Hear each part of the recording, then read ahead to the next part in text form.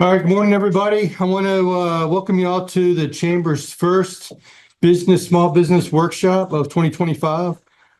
This is sponsored by Janelle Anderson with Emerging Life Coaching. And today we have Caitlyn Scaggs, Connect 936, for a workshop on crisis management that will include both strategic and tactical next steps. Caitlyn has experience at Radford University as a spokesperson and career roots as a police officer. She will bring a wealth of information from her experiences. Additionally, she has her master's in strategic communication and is a current on-camera media personality. To quote Caitlyn, "This is not a class on gloom and doom, but rather to equip you with and prepare and protect your business." So please welcome Caitlyn. Thank you. Well, good morning, everyone. This really is, for me, one of the most fun things to talk about, but I know crisis can be anxiety inducing. It can be detrimental to business. For some businesses, it can even be ending if the crisis is significant enough. So kudos to you for being here and being proactive, because that's the theme you're going to hear from me in the entirety is be prepared so that when crisis strikes, you're ready to confront it head on. So I totally giggled writing this slide because I have had a crisis-filled career. I don't know what it is. I don't know why I go after it. And I say, yeah, put me in spaces where things are going to go wrong and I expect it to happen. And then we have to find our way out of the problem. But I mean, isn't that law enforcement in a nutshell? No one really calls you because they're like, things are really good today. So let's just visit and talk about how great things are. No, they call you when everything is hitting the fan and it seems all hope is lost or life and limb are at risk. So I think that my roots as a police officer, I was Unit 936. So you can see Connect 936 nods to the law enforcement background. That's where I started being able to think calmly in crisis, because truly life or death depended on my ability to sort through information quickly and decide what's the next best move with the information we have right now. So it's so strange that that's helped me in a career I didn't see coming, didn't expect to leave law enforcement, thought I would do that forever. Started having a family and found out there was something I loved a lot more than being a police officer. And that was my family, my children, my husband. So made a change. Along the line, I had another business, Blumobius. Some of you knew me in that era. Sold that business and started working at Radford as their spokesperson. So that is really where I got the experience chops of being someone who manages crisis in the context of a large, complicated organization. So certainly law enforcement was a piece of it, my ability to stay calm under chaos and pressure.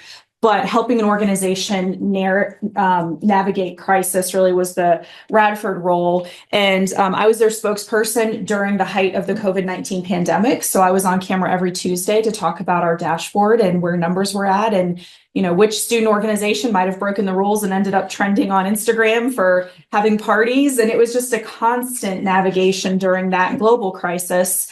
But also my second week in the job, I had never even gone on camera for the institution yet. We had a really horrific incident off campus involving students. It was nothing that could have been predicted. There were no warning signs, but a student was murdered. And so week 2 in the job, I was thrust on camera to help navigate something that actually garnered national attention.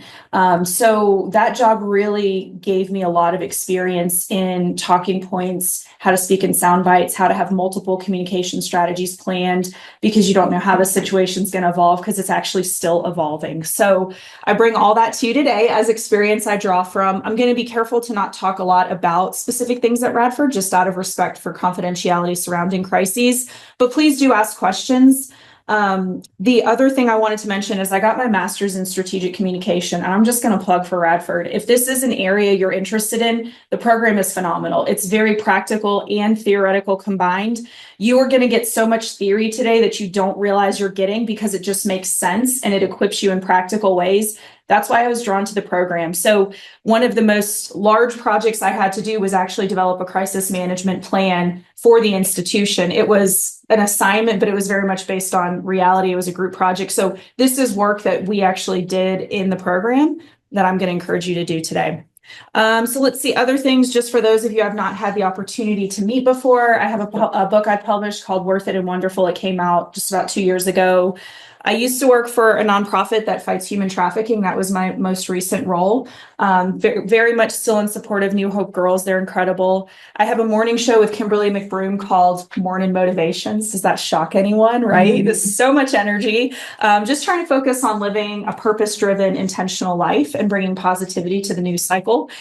And then my business, Connect 936, marketing communications, business strategy, brand strategy. Those are the things I love to do. Really, I just love people a whole lot, and I want to see good things happen to good people. So that's really what I'm in the business of doing. So crisis doesn't scare me. In fact, it gets me kind of pumped to be like, let's go, let's do this. And I hope after today, you feel just a little bit more equipped as well, and you feel less afraid of all the what ifs. But first, we need to define crisis, because I think sometimes we use the word. Like, I could tell you this morning, my daughter had a wardrobe crisis and it made us late for drop off. Well, that's not really a crisis, right? But we use the word just kind of in jest at times. But a true crisis for a business, sudden, unexpected.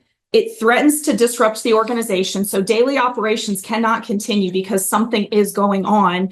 And it poses both financial and reputational risk. So think brand risk and think actual dollars being lost by the business or organization. So here's some kind of broad sweeping categories. I'm sure many of these I think we often go to active shooter in our society today. We're like active shooter, active violence, something like that is happening. There's all sorts of other flavors of crisis. So think about reputational threats online, like cancel culture, and how that could affect your bottom line. And it could functionally disrupt your business if your phone's ringing off the hook with angry people, or social media is blowing up with negative reviews. So we need to think more broadly about the categories of crisis that we might see. So also workplace accidents. So I used to work for a testing lab, a high-tech testing lab. That was my first job out of law enforcement. And they had a lot of really nasty chemicals. Now, they were very careful with how they controlled them, and there were a lot of quality processes around that. But that was most certainly a risk that if something was mishandled, there could be something that rose to the level of crisis. So thinking about it and wondering if this is a risk doesn't actually make it a risk or not. I think sometimes we do these weird things in our mind where it's like, if I acknowledge that that could happen, am I going to make it happen? No, you're just going to be prepared. So don't be afraid to be honest and think through, what are the actual crisis risks that our organization faces? This feels like a very important slide for us all to understand kind of the progression from risk to issue to crisis, because sometimes we say an issue is a crisis, and you may say, well, potato, why does it matter? It does matter because of activating protocols. And when you see the big picture of a crisis, it does matter. The distinction matters. So here's my little pictorial example. Let's say we're going to use a lab as a running example, because I think it's a pretty neutral space to not be talking about anyone I've worked for, and it doesn't sound like it's really picking on anyone in this room. So let's say you have a lab and you absolutely know you have faulty equipment. You know that it poses a risk to someone, but you looked at the numbers and you're like, there's no way I can fix that right now. I cannot justify that expensive piece of instrumentation. So I'm just going to let it go and hope for the best. Tell people to be careful, watch out for those loose wires, that sort of thing. Well, then an employee gets really hurt, like really hurt. Let's say gravely ill in the hospital, potentially even dies right from the accident. Well, now you've gone from a risk that you knew about to now you've got an issue. So right now it's an issue because it hasn't yet disrupted business flow. And as far as you know, the person is being seen by medical professionals. So now we're in the issue space. This is most certainly an issue to be addressed. But here's where it tips the scales into crisis. People start screenshotting emails between the CEO and the lab manager that says, hey, we've got an issue. There's faulty equipment. And the lab manager is saying, like, we need this addressed. And then the CEO says, I know that, but we don't have the budget to fix it. I need you to deal with it. So when things like that emerge, we get outrage. And when there's outrage and there's social media and there's cancel culture, that's when we see that things tip from, good morning, things tip from being a risk that you could have addressed to an issue that's now ongoing. But when you pair it with the outrage, it pushes it into the crisis category. And now you're in a whole world of hurt because you're trying to address a hurt employee, social media outrage, documentation that you failed to act.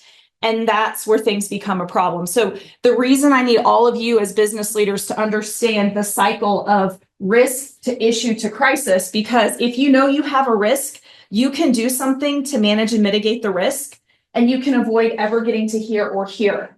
Now, there certainly are crises that come out of left field we could never have seen coming, like the incident we had off campus. There was no warning sign. There was no, oh my gosh, if only someone had reported. There was nothing. It was truly out of nowhere. But there are crises that had someone been more attentive, had someone taken action, it could have been prevented. So you need to be asking yourself, do we have issues? Do we have risks that could turn into an issue? And that way we can hopefully avoid the crisis altogether. And you may say, well, Caitlyn, this sounds really intense, but I'm not Radford University, and I'm not an airline, and I'm not all these big things, but you are a business leader of some capacity, and you have something really important and beautiful to protect, which is your brand, which is the life and the health and the safety of any employees or customers that visit your brand.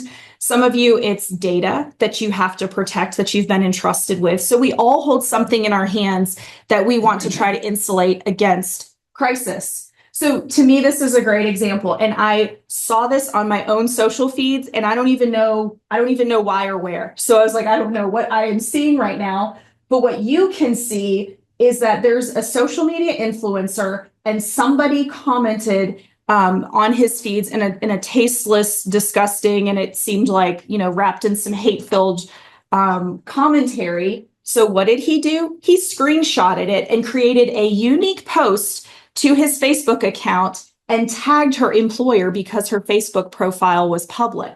So, and then he makes, like, depending on your perspective, kind of funny jabs at her about she's had too much Pinot Grigio for the day, come get her. But I can tell you that Somerset Independent Schools wasn't laughing, because at the time I screenshotted this, you can see there were over 1.2 thousand interactions, 152 comments, and 20 shares. And then he goes on in the comments to highlight other things. Oh, she also posts to next door, and he called her out so big. So this is cancel culture coming for you in a crisis. So now imagine if parents see that. Wait a minute, you mean to tell me my kid's teacher is actively going after marginalized or underrepresented groups? And I saw that and was like, what a nightmare for that school. They probably never saw it coming. Now, what if they knew? What if there were multiple disciplinary actions for things? That's when we see that if you don't manage a risk, it becomes an issue, and then it turns into a crisis. So this is a way to say, if you have employees, you have risk. If you have customers, you have risk. If you house data, you have risk. So we all have risks. We don't need to be afraid of them. We just have to manage them. So nobody in this room gets to opt out from the reality of crisis could be coming for you. And I think the slides just get more exciting from here. You ready? But actually, I feel very positive about this. So some of you may be sweating and squirming, but I truly think this is a good thing for us all to acknowledge, because I think back to COP days, right? When we knew the threat and we had time to develop a tactical plan, it was much better than the traffic stop when you don't know who's in the car. How do you have a tactical plan when you don't know the threat or the intent or what's really happening? Is there a weapon? But if you know this is what's going on, then it's like, all right, let's have a plan. Let's do this with strategy. Let's be smart. So you guys have time to build a plan. So this is the bad news, good news. In one theoretical model that I absolutely love, it says that we're always in a crisis phase. You're never not. Because if you're not in a crisis phase, you're in a pre-crisis phase. And then you can flip over into a crisis phase. And then guess what comes after? Post-crisis. So it's a cyclical model. Hopefully for some of you, you exist happily in the pre-crisis phase, maybe indefinitely. Maybe nothing ever rises to that level, because as issues emerge, you manage them, and it keeps you from going into full-blown crisis. Larger organizations, I can tell you very much that at my time at Radford, we went through the cycles over and over and over again. For all of us who navigated the COVID-19 pandemic, which I think would be all of us, there was some amount of crisis brought into our lives through that pandemic of what do we do about employees? What are our protocols? Do we this, do we that? So all of us walked through it. I find this clarifying. I find this actionable, because if I know I'm in pre-crisis, there's certain things I'm going to be doing. I'm going to be planning well, but I'm also going to be generating as much goodwill and favor with my customer base and with the media as I absolutely can, because then on the days that things go bad, You already have people who know you, they know your character, they know your organization. You have media partners who are ready to give you an interview on your own terms. So what do I mean by that? I would much rather have a sit down one-on-one in my office where it's calm and it's pre-recorded than be standing at a podium at a press release or at a press conference where everyone's coming at you all at once. When you know the media partners and they know you and they know that you're full of integrity and will always do the right thing and will be honest and transparent, they're more likely to kind of meet you in the middle and find neutral ground. So relationships matter. People matter. Do the right thing before there's a crisis, and it will only serve to benefit you. This is also, if there's a couple slides that I feel like need to be highlighted, underscored, and maybe even sprinkle a little confetti on them, this would be one of them. When a crisis strikes, there is no initial thought to brand management. Do not think about it. Do not ask yourself, what about the brand? Your brand doesn't matter at all. What matters is health, safety, well-being. You hear spokespeople say that all the time. That's because that's the number one rule in crisis.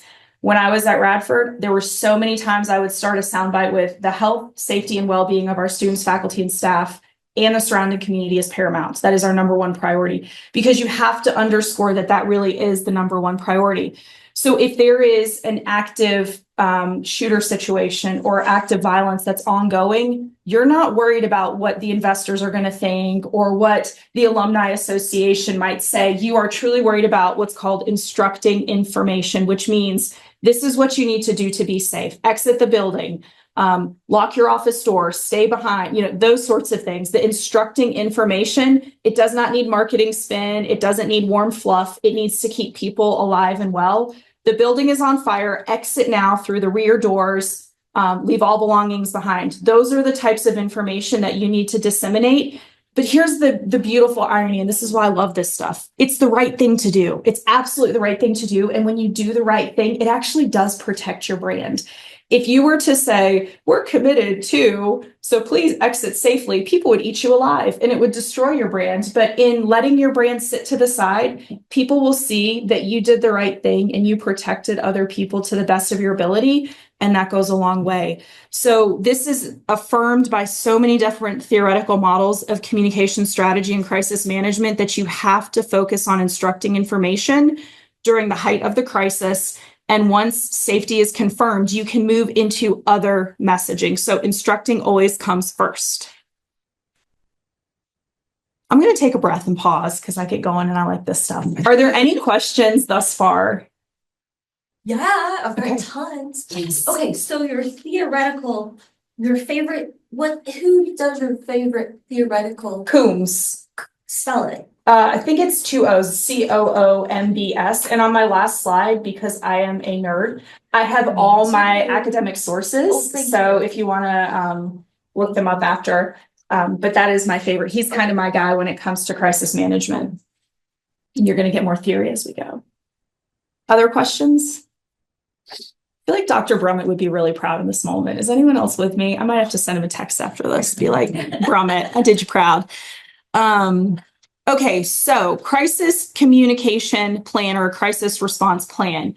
I am coming to you from a communications paradigm because that is my jam. It's what I love to do. I might be a talker. I don't know.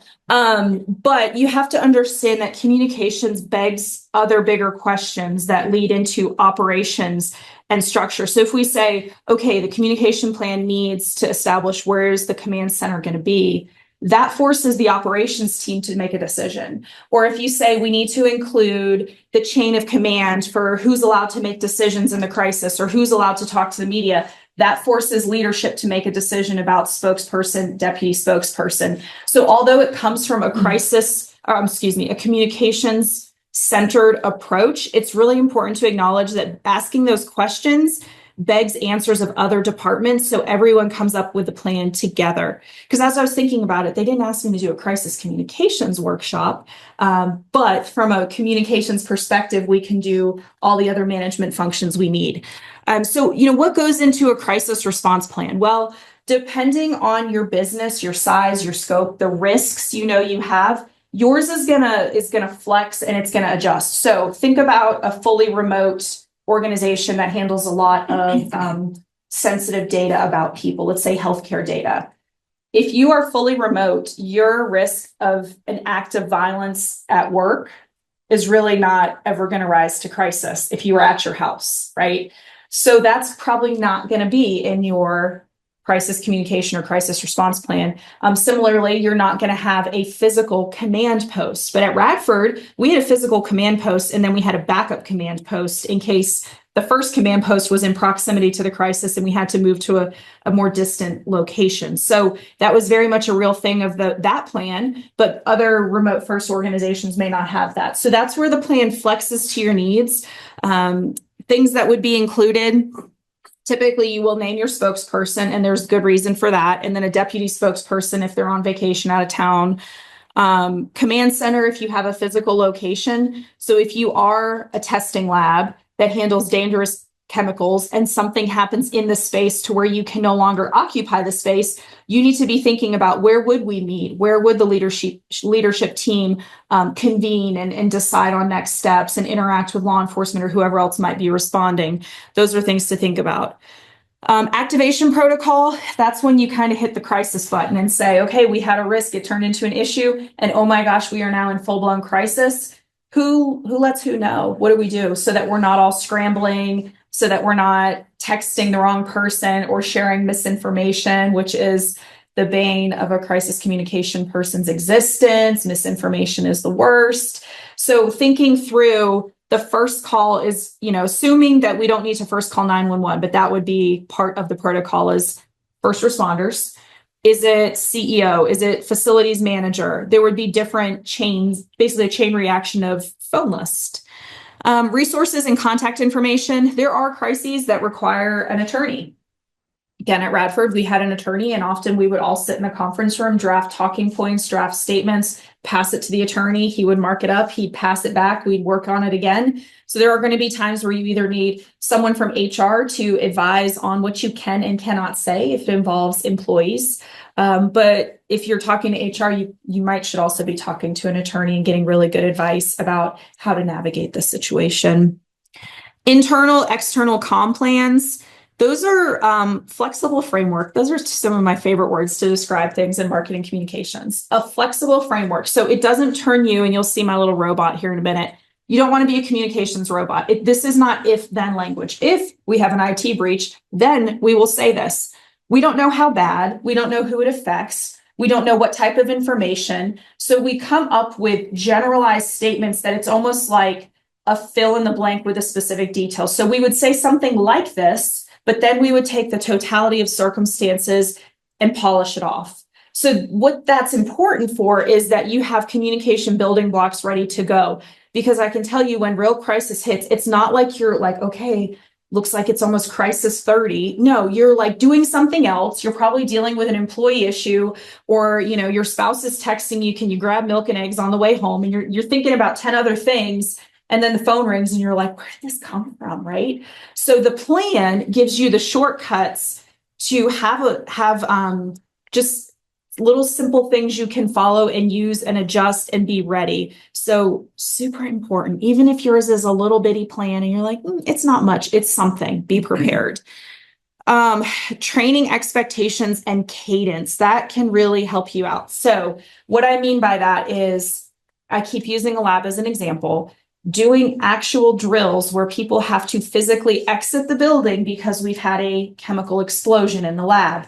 You want to train them on what would happen. And then it would be like, okay, so Josh would be the facilities manager who's over everything happening with the facilities. Caitlyn is the spokesperson. She's over there to greet media when they arrive on scene. And you do a mock scenario. So everybody is physically going through the motions and building muscle memory so that should it happen, you're prepared. Going back to when I was a cop, we did all sorts of training. We would go in schools in the middle of the night and do active shooter training. And part of it was to develop that muscle memory of how are we moving, who is doing what, how are we turning the corner. And what you start to develop is just that awareness. So when your brain's not thinking because you're kind of panicking over all the things going on, you know how to flow through the situation as best as possible.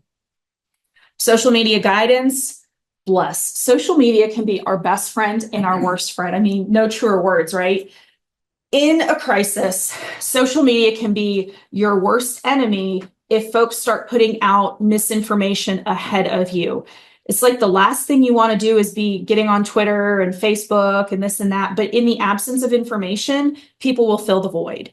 And even if the information is there is an ongoing situation at our lab, please avoid the area until we're able to update. We will update as soon as possible. Thank you for your understanding. That's something.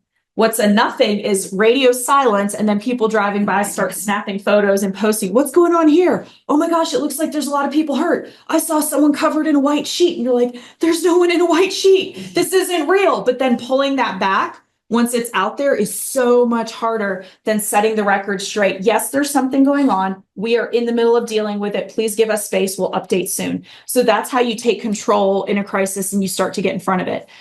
When things get really bonkers on social media, you can put out reminders about, we are the official source of information about what's going on. Either visit our website or we will provide additional updates. We're committed to providing an update every hour. Even if we have no new information, we'll confirm there's no new information. Those are ways to assertively get in front of it and start shutting it down. So if people start listening to other chatter, you can simply say, we advised earlier that we're the official source of information. Others need to disregard what they're seeing from non-official sources on social media. So those are some of the ways to kind of, I guess, like buck up against it when people start going wild. All right, I'm going to pause and ask, are there any other questions? Is anyone else pumped about this? Just me? It's like a lot on a Tuesday morning. Okay, we're now, remember, we don't talk about how to blame are we when lives are at risk. We don't care. We just need everyone safe, well, healthy. Now, once everyone is okay, and we start thinking about messaging and how do we address our stakeholders in the public, it's important to consider your crisis cluster. Kind of makes me laugh because sometimes people are like, oh, this was such a cluster today. Mm-hmm. Yeah, with crisis, we do talk in terms of cluster. I will also share the reference for this because this is a theoretical framework. So accidental, preventable, intentional, and a victim crisis cluster. So accident, you have little or no to blame for what's happened. So you can think of a tree falling and hurting someone or crashing through the building or a building collapse, things like that. Preventable and intentional, these are the worst for trying to navigate. You should have known better. Why did you not fix the faulty equipment that resulted in death? You should have known better. There were warning signs. Why did you not call law enforcement? These are the you should have known better. These are really hard to work through because the court of public opinion can be really unforgiving when there's culpability. And then in terms of victim, that's like everyone was doing what they should and bad things sometimes happen to good people. And that's so hard. Like we'd love to blame someone because it makes life make a little more sense. But there are times when bad things happen to good organizations or good people. In terms of a messaging approach, the cluster you're in actually helps determine the way you speak about it. So you can imagine that in the middle one, when you are culpable, there's going to be a lot of apologizing, a lot of speaking about how you're going to do better in the future. If you are culpable and you try to act like a victim, you're going to get filleted worse in the court of public opinion. Own your mistake. You screwed up. We all know it. Don't act like you're a victim. I'm sure you can all think of businesses you've seen, maybe in the larger national scale, who did really poorly navigating something that they were very clearly at fault for. But there's also something refreshing when businesses own, we screwed up. We really did. And we really have to do better. And we're going to keep you updated as to our plans on how we can do better. Victim, it's hard because those are really painful when you truly are the victim. So you're also going through your own, whether you call it grief or processing of what has happened. From a messaging perspective, it's the safest place to be because you're hurt just like everyone else. And that's often what the message is we are grieving just like the rest of the community. We're in pain just like the rest of the community. We are horrified just like the rest of the community. And there's some togetherness in that. And that would very much change your approach as compared to the middle column, for example. And then accidental is a little bit of, I would say, the in-betweener for me. Because sometimes it's like, okay, but how did you not know the tree was half dead and about to fall on the building? Or how did you not know that you were in a floodplain and the weather predicted that there was going to be a flood. And so why did you not tell employees to move their vehicles before 20 cars ended up in the river? And so it's kind of a little bit, there's a little bit of give and take on that. And I would also say, you can kind of float through, right? As you learn information in a crisis, you may start thinking that you're the victim, but then as an investigation is underway, you're all of a sudden like, oops, turns out somebody knew something and didn't take action. And now we have shifted from victim to why didn't you do better? So you're going to see kind of my mindset of how I assess this in a crisis capacity, but there's a little bit of a fluid aspect to this. Yes. I have a question, perhaps some conversation around this, if that's okay. Absolutely. I'd love that. We have a small business, my husband and I, and we've gone through the accidental, we've gone through, hey, how are you? I've gone through the victim aspect, but I think of the three up there, I think that middle one is probably the hardest. Yeah. So I would love to hear and I certainly, go back and forth on this, like how does your business, how does your organization, how do you step up and take responsibility without allowing yourself to be positioned in a way, maybe you're going to talk about this. Well, no, I'm not, but this I think might help us navigate. So we're going to sit here. You don't position yourself to, to lawsuits or Sure. serious allegations and really setting yourself up for, and just to be beat over the head of, you did do it wrong. Mhm. So I think that's the hardest, and I just would love to hear your thoughts on maybe that space, because I think that is, it's possible, and as leaders in our community, we want to take ownership, but we also don't want to open ourselves up Sure. to all kind of craziness. So Absolutely. I think that would be, if you are pretty certain you find yourself in the you should have known better, the preventable or intentional, that would be the time to get an attorney to help review any kind of statement you put out. But I would say in parallel to getting the attorney on the phone, I would be thinking about what kind of apology do you want to make and what kind of path forward are you going to show leadership with? So I'm sorry, but apologies don't work. I'm sorry, but no, we are sorry. So however you say it, whatever your words are, and here's what the path forward looks like. So we are sorry about the lives lost in the lab because of the equipment and we did not fix it. Moving forward, we've assembled, this is why you see task force type things. There's been a task force assembled so that independent minds can review, and external parties or members of the community, because we love this community and want their input, have been gathered together to serve as a task force on our behalf to give us recommendations. And we're deeply committed.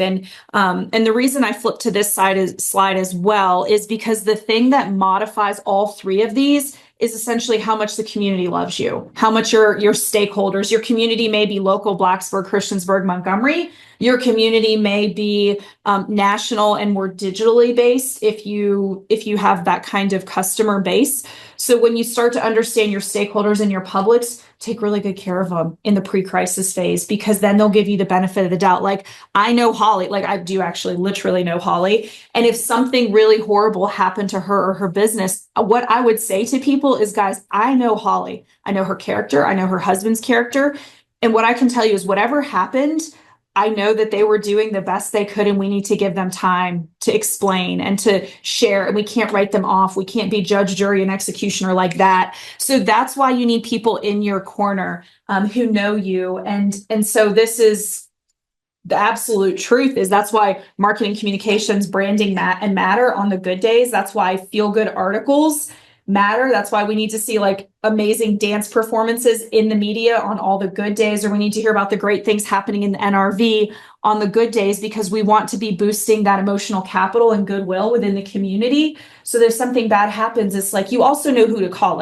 Holly would know to call me, Caitlyn, you're my person. You're in this with me. We've had something happen. I need to loop you in confidentially, and I'm probably going to need you to walk with me through this. And so we need, whether it's peer groups or other people where you find your business support, like maybe this room.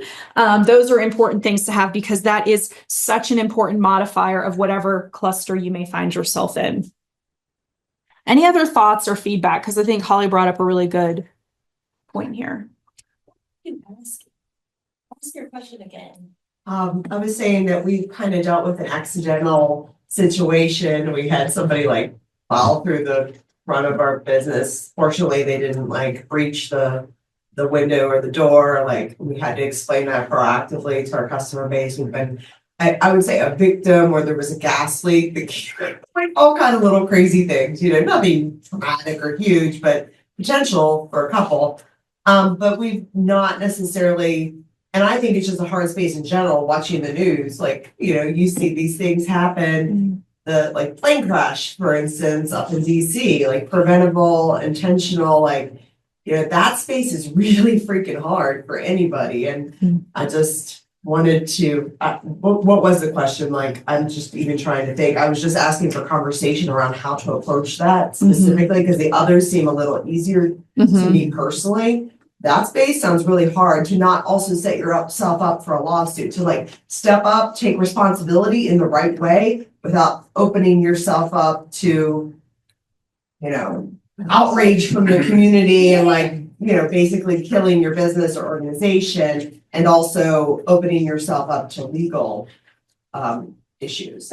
It just seems logically, the best thing you can do for that is just kind of do what ifs for your business, right? Like worst case scenario, kind of imagine those and then kind of play those out, right? But with an attorney, I would say too, because the lawsuit piece, like what happened, I mean, bringing up the plane crash stuff, I think it's actually one of my last slides, but with Delta, speaking to the Toronto one where no lives were lost, people were seriously hurt. The very first thing the Delta CEO put out was just like, yeah, something's happened and we are like, our hearts are there. We're doing everything we can. We're working with local first responders, and we'll keep you updated. And then providing the link, here's where we will keep you updated. So that was doing the whole, this is the official source. Don't let conjecture be your source. So, you know, you get that instructing information out, you put out the initial, and you buy yourself time by saying, we will update soon. And then that's when you would bring in attorneys. But I also saw that Delta within a few days was offering, I think, a $30,000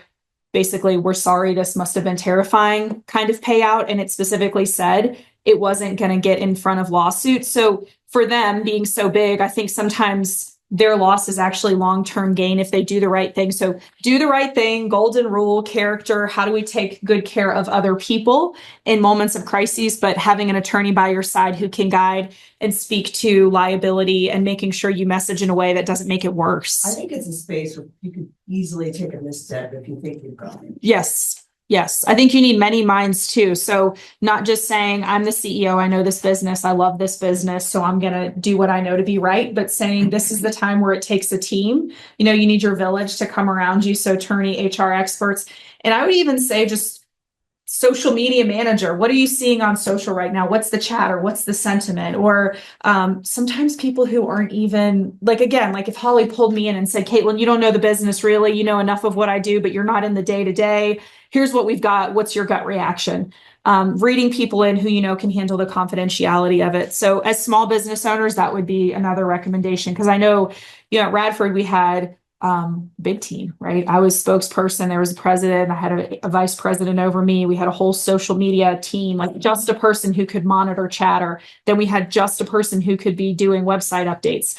As small business owners, we don't have the luxury of a deep bench. So we need to make sure we have relationships cultivated for the rainy days.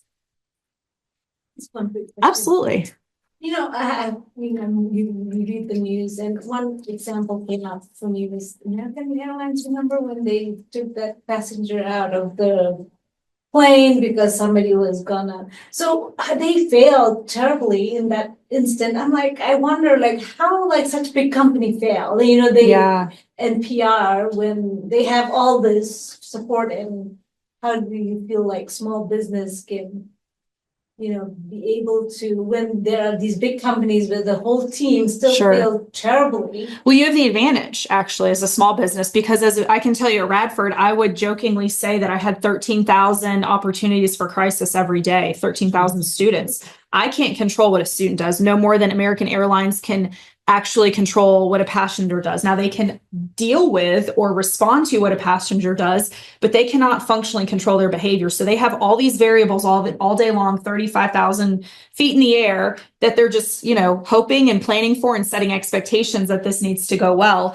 As a small business owner, I would hope you would know your team. Like Holly knows her coaches, Holly knows her staff, and Holly can make sure that I get to pick on you now, that they are all trained really well, that if there is a risk related to equipment or a particular workout or that they're trained in what do we do when this happens. So your people are like people you can reach out and touch. Now, a giant corporation like American Air, think of how many employees they have and think about the complexities of issuing some kind of training statement of here's how we're going to handle an irate passenger on an airplane. And then hoping that your chain of command with training and your org structure and your training person and compliance and all the things come together to make sure that all flight attendants have the training, receive the training, and are compliant and just proficient in it.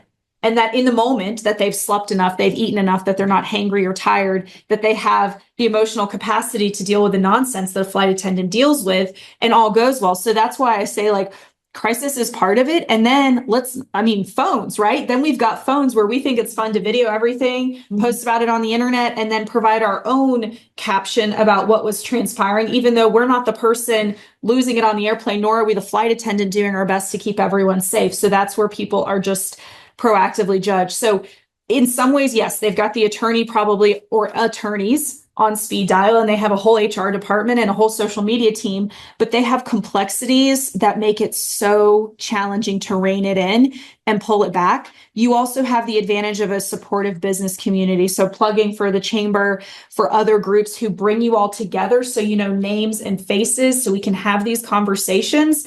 That's a huge asset that when you get in big corporate world, we love to throw stones at them, right? They're just corporate jerks. They don't care about the everyday man. They just want your plain fare. So I think, yes, there's some challenges, but I think we also have some really cool opportunities as a small, tight-knit business community. This is my communication robot slide. I really like my little graphic. So they'll never be the same crisis, even if they're in the same cluster, even if it's the same general type. If someone else has a gas leak, like Holly had a gas leak, yours is going to be different just based on where you are. So, Poppies, right? That's your business. Yes. Okay. So food service, things like that, you may have different considerations for if there's a fire, it may impact things and that kind of how do we pull that back in than someone who is in the gym space that doesn't serve food and have to think about keeping food safe. So even though it could be the same cluster type, it was both were an accident, but everyone's okay, no one was hurt. The messaging is completely different. And now I'd be remiss as a branding strategy person to not say this too, but your voice as Poppies is going to be very different from other voices, like from someone who develops complicated websites and apps. You too have a different brand personality, brand style, and therefore the way you speak is going to be different even in times of crisis. The way you address your publics are going to be different even in times of crisis. So within one organization, you should never just have messaging that's set and you just hit send. What you have is messaging that's a framework that you use as a shortcut to get to the ultimate message that's the right message. So I can tell you, for example, the health, safety, and well-being of our customers and this community are paramount. That could be a communication building block that you add to whatever needs to customize it. So you have those things locked and loaded, ready to go. So you're not having to ask yourself, did we cover everyone? Is it enough to say customers and community? Is there some other group we should mention? Do we put them in that order? Make all those decisions on the front end. Like at Radford, it was always students, faculty, and staff. We always said it in that order. Students came first. And I just knew that. So if I got on camera, it didn't matter what we were talking about. I'd always knew students, faculty, staff. I could just kind of knock it out and spit it out. This is where the crisis communication plan or crisis response plan is your best friend, because you've got this all documented in a central location. So if something happens and Katie's out of the office and Samantha's holding it down, she knows we have a crisis comms plan that I can go reference and then go from there. The plan is set. Any other questions around this, the messaging and how it's a flexible framework? No? Okay. Man, I love this line of questioning. This got me through many a crisis. What do we know? When did we find out? And what did we do about it? This is all on your reference guide, by the way. So your crisis management reference guide, the colorful print it pulls out the key points of all of these slides. So you listening attentively today, you now have a reminder that you can take with you that will pull out the key points. So you've got a roadmap. So what did we know? When did we find out? And what did we do about it? This is especially important for evolving crisis. So when I talked about the first crisis that I encountered at Radford University, the first information we knew and what we thought was not where we ended up, but it changed. And now we can't be held accountable for things we don't know, but you absolutely will be held accountable for what you do know. So think about that. What you don't know, you can't be held accountable for. We did not know at 9 a.m. what we now know at noon. So you have to be really careful that whatever information you hold in your hand, you are handling with care, and you're ready that someday you may have to answer for what you did with it. So if you know, for example, that you've heard reports that there's someone in the building who has bad intentions and a weapon, and you say, oh, I don't know that I want to upset the employees. People would be really uncomfortable. Maybe I should go walk and see for myself. Well, I think we all could say that makes zero sense. That sounds foolish, because what you know is there might be an active physical threat to health, safety, and well-being in this building. Get out and we'll deal with whatever else later. So you knew something, you knew that there was a threat. When did you find out? Well, I found out at 9 a.m., but I didn't want to freak anyone out. So at 9:30, oh my gosh, court of public opinion is going to fillet you, and rightfully so. But what I know is at 9 o'clock, I got a call from an employee that there was a potential threat in the building. I immediately, that's a really good word. I immediately called law enforcement. They headed that way. I then did follow protocol. I hit fire alarm, or I made a PA announcement, everyone exit the building, or whatever your protocol is, you initiate it. And that's why, again, the response plan is so important, because you need to know what are we supposed to do? Because the worst thing is, oh my gosh, there's a threat in the building. Everybody get out or run, and it's chaos, right? So everybody needs to know what to expect to do.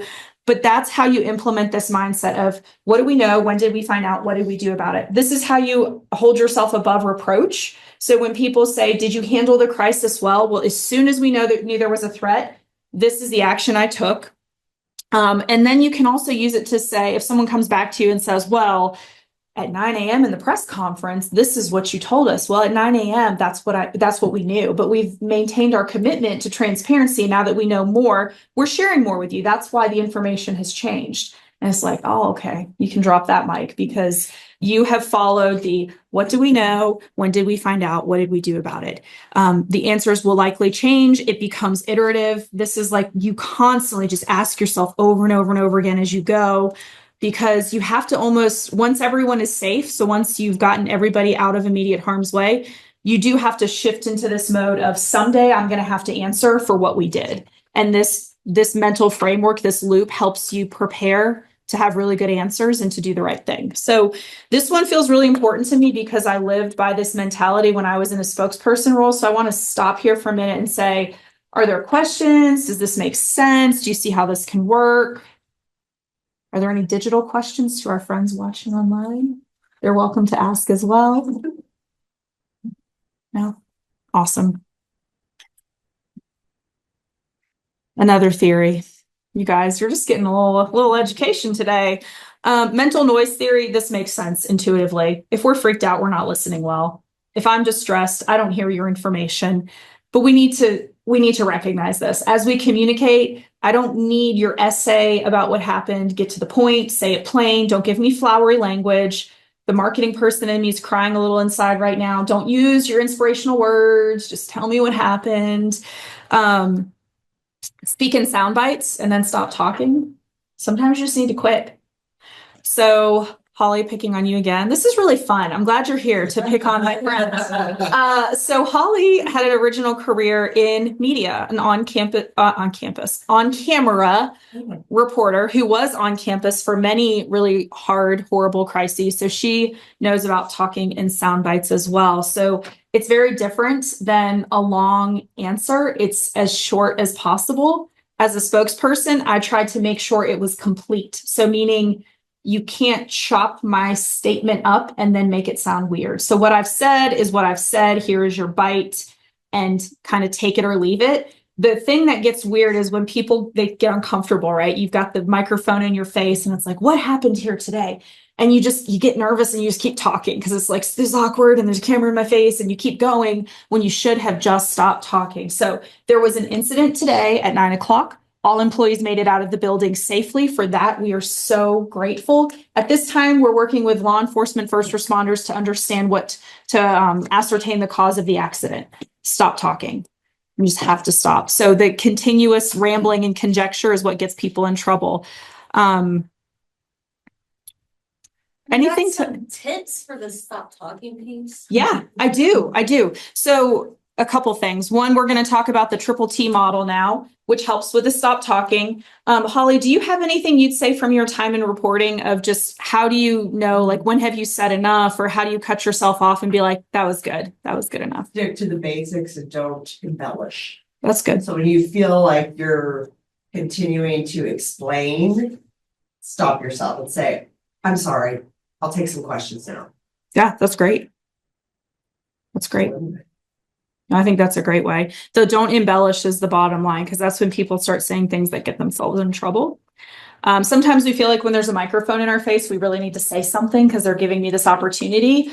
The amount of times that my sound bites were just to the point and they would look at me like, that's it. And I'm like, that's it.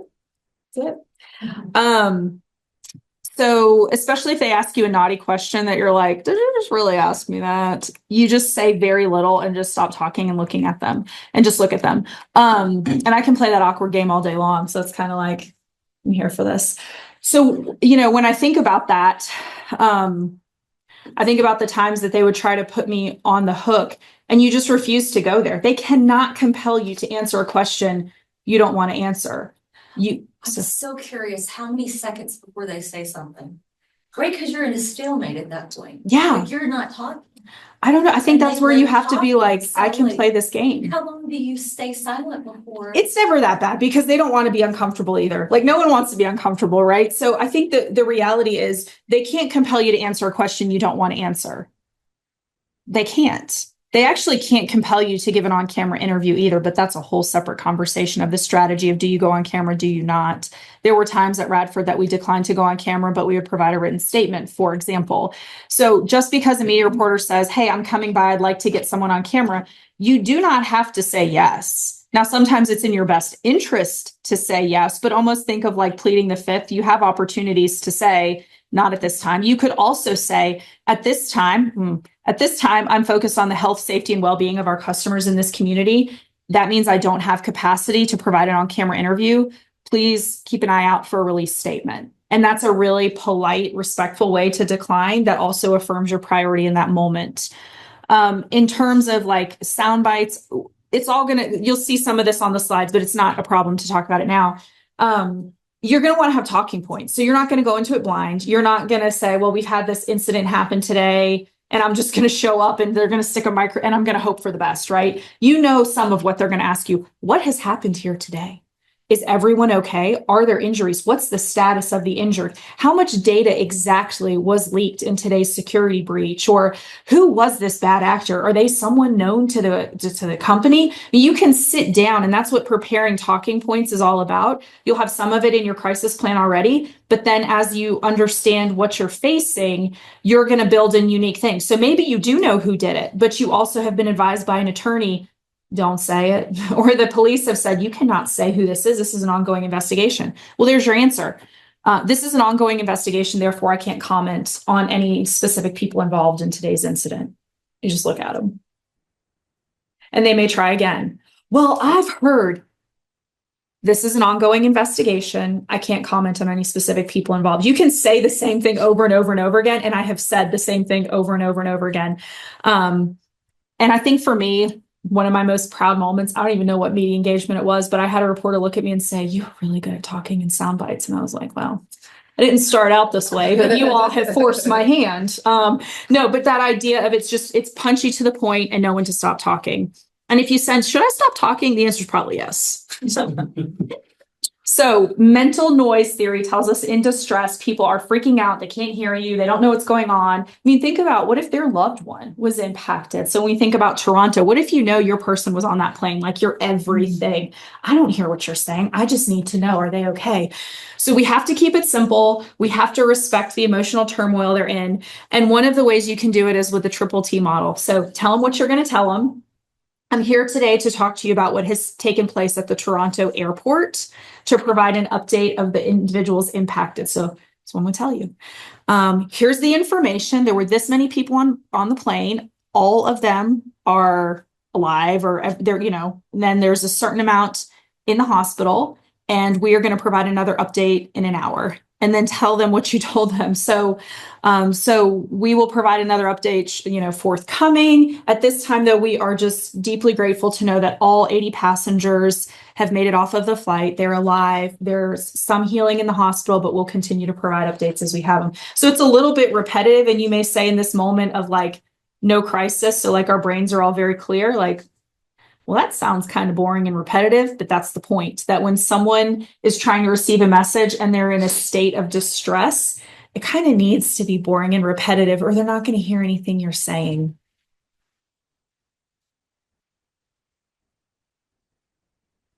Okay, so keeping it clear. Maybe no surprise that in crisis, things become chaos, right? Really easy. We default to a chaos. As leaders, we probably are feeling chaos because we're thinking 10 steps ahead. Once life is preserved and everyone is safe, we're like, oh my gosh, this is really bad because next week we have a workshop here, or we're about to land a really big contract and they're going to see this in the news and I doubt we're going to get the contract. All the things we're thinking 10 steps ahead. Is this going to result in layoffs? What are we going to do? What if this person doesn't survive? And all the chaos is swirling. So our ability to keep it clear is so critical, to take a breath, to clear our minds as much as possible, and to lean into the plan. So that's why we plan ahead. Who's in charge? Who's actually in charge here? Who's the decision maker? You should have an established chain of command. Even as a small business, if you are out of the office and you are 6 hours away and cannot get there sooner than 6 hours, who would be the deputy in charge until you can arrive to whatever scene or to whatever situation and then resume charge? So have those things in place. Any ideas? I kind of have a clue here. Why is the CEO not the ideal media contact? You always want to give them some space. Mm-hmm. They need. I mean, shouldn't they be solving the problem instead of talking to the media? Yeah. There are times where a CEO statement is really important. So I'm not saying never the CEO on camera, but what I am saying is in the height of the crisis, you want someone else. And in some ways, so when you start to think about when everybody is safe and we've given all instructing information, when you start to move into space of brand management, often the spokesperson is kind of the fall guy or fall girl in a way. Look at me. I am the one that you can talk to about this problem. Associate the problem with me. Don't associate this problem with the head of the organization or institution. This isn't them. This is me. Super nerdy. You all can laugh at me. But I made sure that if I knew it was going to be a bad news day or we had a potential crisis brewing, I would not wear Radford red. I tried to wear neutral colors. I didn't want to look yay brand. And this is who we, you want to kind of tone down and create as much separation between the incident and you. This incident is not us. Let's create separation between. That is why, look for this now in the media, when you see something bad happen at big organizations, the first thing they're trying to do once everyone is safe is create distance between the thing that happened and them. That's why you hear about things happening off-site. That's why you hear about people no longer being employees or being suspended per policy, because that's creating separation. They are not us. So this thing that happened, that's not us anymore. You hear about people that were former something because former signals no longer us. So look for those as you see bad things happen. I mean, it's inevitable. Look for those statements that are trying to create separation. So that's ultimately when you slip into brand management and there's the opportunity to position yourself more in the victim or accidental crisis. Using language to create separation is one communication strategy. So therefore, having a media contact that is not the head of the organization is really great because the media contact may have to answer hard questions. Yes, there were 4 deaths, 12 people injured. We're waiting for updates from the hospital as to their condition. Our hearts are with the families, and we're hoping for quick and full recoveries for all. That's much better from a spokesperson. So then the CEO can come out and say, today was a hard day for the entire company XYZ family. Our hearts are heavy, and they can do that kind of repair work. So that's where the communication strategy of spokesperson separate from CEO is ideal if possible. It may not be possible for you. You may say, I am an army of 1 in my business, or we are a small team of 2 and the other one's scared to death of a microphone. Okay. If you can't have ideal, then we'll figure out plan B, right? So don't feel like if this framework doesn't fit your reality, that it's like all hope is lost and you're going to flail through a crisis. That's not the case. We just aim for optimal, and then we adjust if we can't get there. So align around sound bites and messaging. So making sure more than one person reviews the message before it's released and issued, super important. They'll catch things that you say that may sound a little off, may be confusing. Attorneys reviewing would also be important. We've talked about that a number of times, but especially if you're concerned you're finding yourself in that intentional preventable crisis cluster, you're going to want to make sure that an attorney is looking at what you release to avoid making any kind of vulnerabilities to lawsuit worse. Let's see. Oh yeah, we've talked about filling in the gaps. Man, if there was ever one that I could tell you, that is one I learned the really hard way. We had a situation where gaps were filled in and people were seeing things that actually were not real. They saw an active threat that literally didn't exist. And we knew it didn't exist, but they're like, oh, I'm in the library. I see it happening. I see the person. They just went from the library toward this building. There is no person. We know there's no person, but the fear brain and the conjecture and people starting to fill in the gaps created this storm. Document all this in your crisis response plan. Again, if you're out of office, if you're traveling, if your people are in control while you're gone, you want it very clear what your expectations are and make sure that there's review. So if you do quarterly all staff meetings, or if you have a weekly staff meeting, make sure you're working the crisis response plan into your rhythms, just so people know what's expected and they're reminded that the document and resource exists, because it does you no good if it sits on a drive somewhere and nobody knows where to find it. This was just my example of how the CEO responded. I thought it was a really lovely, kind response. Thought it was extremely well written, and then also specifically pulled it out because of where he points folks to the most up-to-date information. This is where the real information can be found. Not that everyone's going to listen to it, but it does help you as a brand to say, we told you the most up-to-date information would be news.delta.com. If you found that elsewhere, that's not accurate information. Please take care and stay safe. I mean, I just think everything about this was really well worded. But would you agree it's probably not his words? Oh, for sure. Yeah. No, I mean, there's a whole team that helped him write it. Absolutely. Yeah. Yeah. No, you're spot on with that. But this is an example too of where his posture as CEO carries weight with a statement like this. So at no point was he like, 80 people and the plane, yes, it was flipped upside down. No, we don't know how it ended up upside down. So that would be spokesperson. So that person's getting peppered for the details. Washington Post here, I have a question for you. How many people were on board? And you said there's 4 in the hospital. Are any of them children? And this and that. So you still, even that, you would work with an entire team to say, can we and should we say, yes, 2 of them are children or however many? Can we and should we say the number on board? Can we and should we say? And you go through all that, release that information. But then in parallel, we're working on the reassuring, because people are legitimately very emotionally distressed too. So we've talked a lot about physical safety, but there's a whole emotional component. I mean, I see it now that my social feeds are filled with whether serious or joking content about fear of flying. And so Ed here has to know that this was an anxiety-inducing incident, not only for the folks directly connected, but all of us who like to travel and are now like, wait a minute, I didn't know that was an option. I didn't know things going to go slang. Okay. So he's taking care to start getting in front of the emotional healing and the emotional response to something so terrifying. Yay, we get to do a little practical exercise now. Who's pumped? I am. So, do we have folks tuned in online? Yes. Okay, sweet. So this is for all of us. So even if you're tuning in online, I gave you a little worksheet that has the triple T broken out. You've heard a lot of feedback about messaging and how you might structure it. I'd encourage you to use your reference guide next to you because there's other pointers from the slide.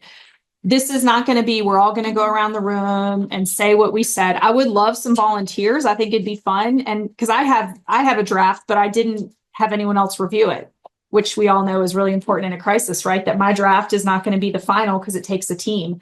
So we can all discuss why this, why that, but I really want you to put to work some of what you've heard about today to start helping it settle into muscle memory. So looking at time, we'll probably, not long. You probably have like 5 to 7 minutes, I don't know, 8 minutes, because the media is calling and they want an answer and people are freaked out and there is an active crisis. So get to work. And also we can discuss, so you don't have to be silent if you have questions or want to chat it through too.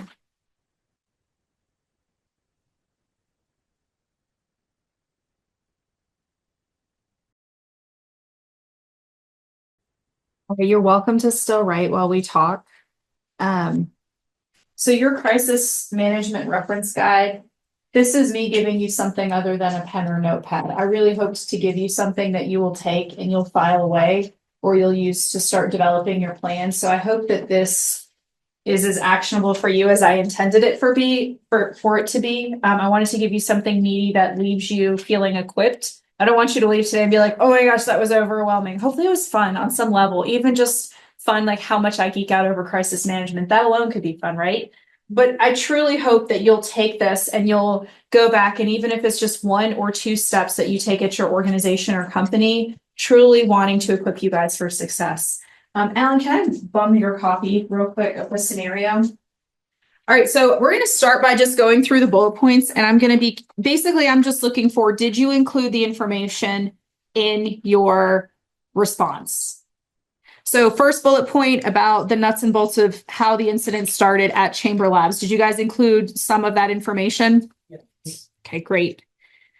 Bullet point number 2, employees calling 911 as they exited. No. Okay. Let me make sure I see something in the chat. Okay, sweet. What'd you say? Immediately. I love that. Yes. What about response time and that police, fire, and rescue responded? 7 minutes. Okay. Would you specifically say how long, or would you say like a quick response time? I think it could go either way. That's a really good question. That would be one of those things that I think we would actually sit and debate as a team. Is it worth putting that in? Or perhaps we just say quickly responded. And then if media says, well, what was that response time? You're ready to tell them. And it actually, sometimes it's nice, Holly, I don't know if you appreciated this when you were a reporter. It's nice when they ask a question that you can actually answer, because in scenarios like this, most of the time you're like, can't answer that, can't answer that, can't answer that. So if you can say, yeah, 7 minutes, it might throw them a little bit of a bone, so to speak. And I would break that down too if I was being more specific, because who cares if the police and rescue got there? Yeah. We would need the fire. It's a great point. That's a really great point. Couple of spouses of employees showed up on scene, freaked out. I mean, that's not in a statement, but it's good for you to think through, like, the chaos is starting. Here we go. Group of people from nearby businesses have started to rubberneck. You guys know why I included that for your awareness, though? Because it's going to happen. Yep, because it's going to happen. Yes. And social media, because people are going to start, oh my gosh, something's going on at Poppy's. Oh my gosh, something's going on at Hurt and Profit. They're going to start putting things up, and this is your awareness. Okay, we got to start to get in front of it. And quite honest with you, you see that every day on everything Christian's Fair or everything.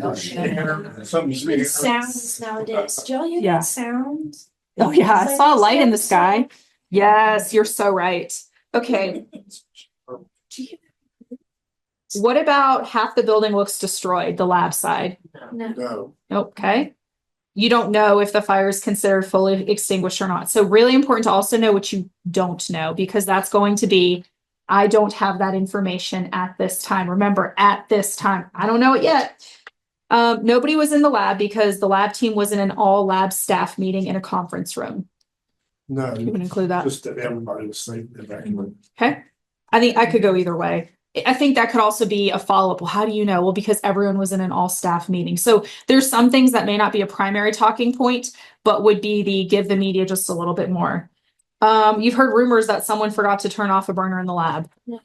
Look at you guys. You know better. We don't talk about rumors in media. You heard rumors that the last one on the lab was a newer employee still on probationary employment. Yep, we don't talk about employment. We don't talk about, oh my gosh, no. Nobody was physically hurt, but many employees are still crying or visibly upset. Yeah. No. Hurt. No one's hurt. Yeah, I'd include that, but not the other piece. The other piece, though, is important because you have to realize there are feelings we're managing on top of physical safety. There's the emotional safety and the fear. Of course, we wouldn't include the next one, but I wanted to put that there because it made you read it and think about it, and it distracted you for a minute because that's what happens.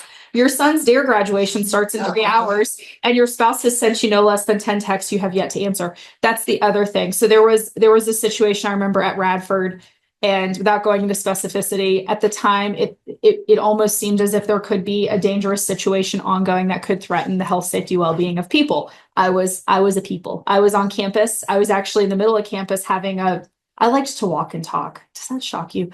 I would walk and talk for meetings because I wanted sunshine and movement. My husband somehow, I think I had texted him, oh, I'm going to go walk and talk with so-and-so. He knew I was not in a building. He knew I wasn't in the office.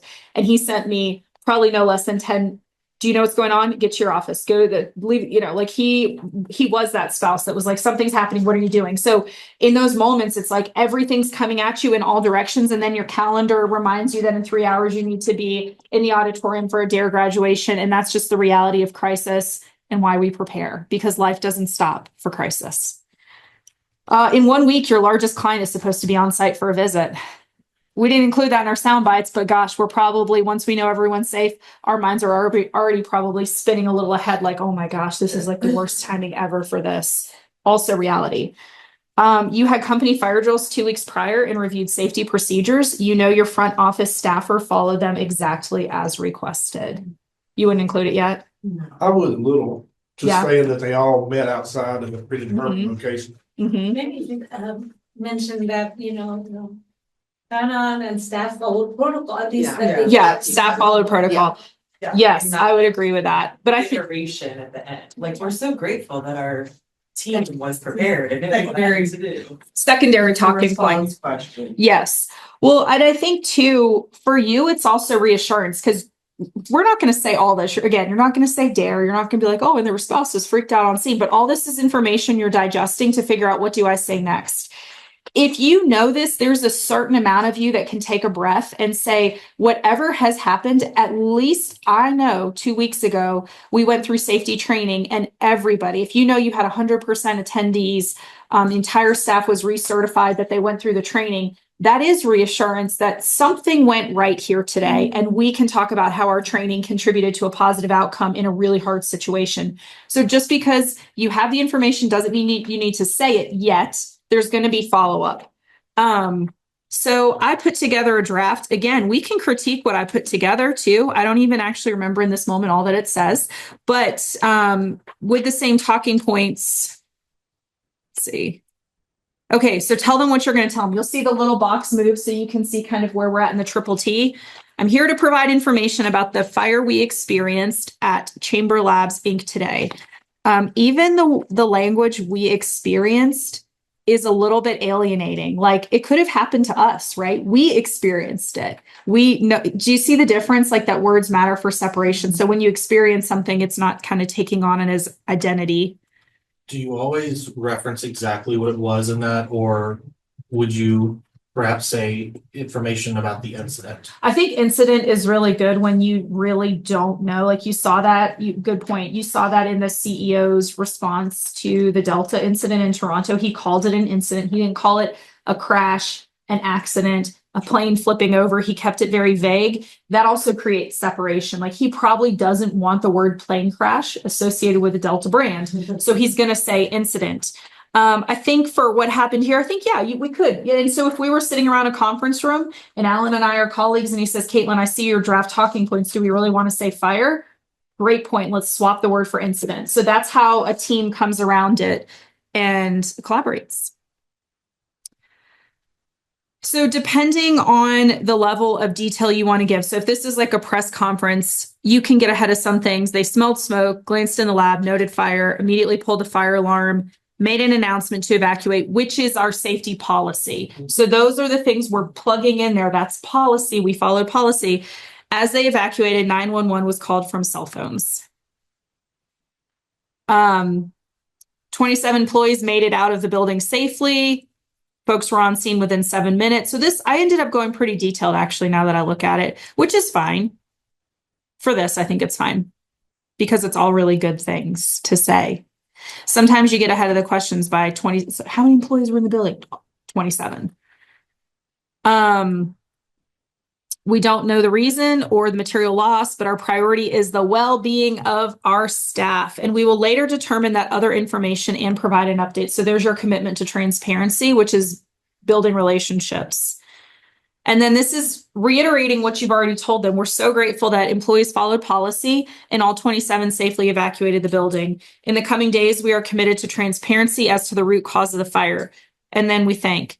Upon looking at this again, I'm going to critique myself. I don't know that I would go out on a limb and say we followed policy, because what if the person in the lab who set the fire didn't follow policy? So you followed some policies, but not all policies. And that's where this process is it's like you can't just do it in a bubble. You need somebody else to look over your work and say, do we want to say that at this point? Or do we just want to be deeply grateful that all 27 safely evacuated? So just to even show you, I edit my own work and I sit with it and I think and I come back quickly, but you can. In the interest of time, we've got just under 5 minutes. You would also have anticipated questions. Do you have any information on what might have caused the fire? Listen to what we're reinforcing here. This has been a difficult day for our employees, and we are focused on their needs at this time. At a later date, we are committed to transparency as to what might have caused the fire after a thorough review has been conducted. So you're starting with, here's my priority, and that's really important to underscore. Have you ever experienced a fire like this before? No, this is the first time. That's an example of just stop talking. No, this is the first time because we have really great safety protocols and we train and we're careful and safety's top and now you're like spinning yourself into this web of, but what if the safety protocols weren't followed? What if you realize someone missed the training and they're the one that caused the fire? So that's why, to protect yourself, say it and stop talking. Is there anything else you can share about potential causes? You don't have to answer the question you were asked. Whoever said you had to answer the question you were asked? No, but I can reiterate how grateful we are that all our employees are safe and how grateful we are for the prompt response from local first responders. So when I felt like I watched myself grow as a spokesperson, and in the beginning, it felt like question asked, question answered, question asked. Then it got to this place where it was like, you can ask what you want to ask, and I'm going to say what I want to say, and I'm going to find a way to make it make sense. So that's an example of your switching over here and answering really the information you think is most important that they hear. Again, in the interest of time, I'm going to kind of roll through this and then just say final thoughts, and I'm going to keep my academic resources up on the screen.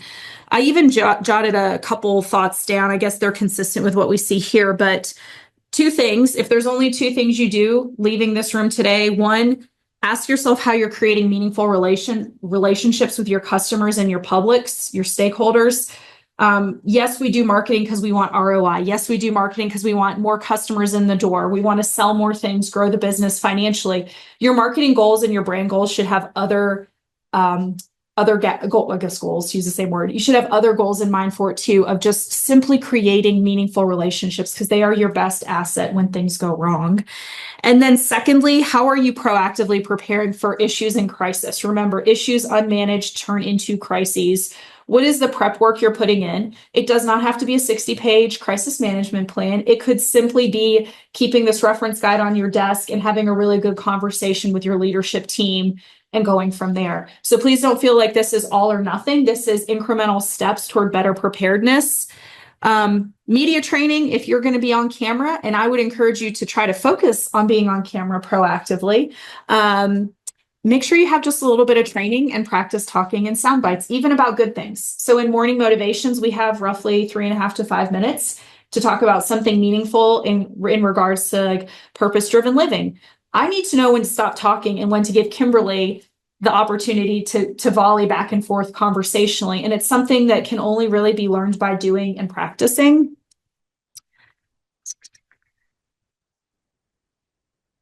Coombs, 00, he's my guy. SCCT, the situational crisis communication theory, that's where you're going to see the clusters that I mentioned. And I believe Cavello is our triple T framework. And then the last one, Lachlan, that's where we see the risk model where it talks about risk unmanaged becomes issues unmanaged becomes crisis, and all of that is kind of fueled by outrage. So they're really great articles if you need exciting reading. All right, so I'm going to hang out and be glad to answer any questions. I know we're bumping up on time now, and some of you may need to scoot. Your reference guide has my email address. I'm here. I'm in the community, and I'm so grateful you came today for this workshop. Give about Jason.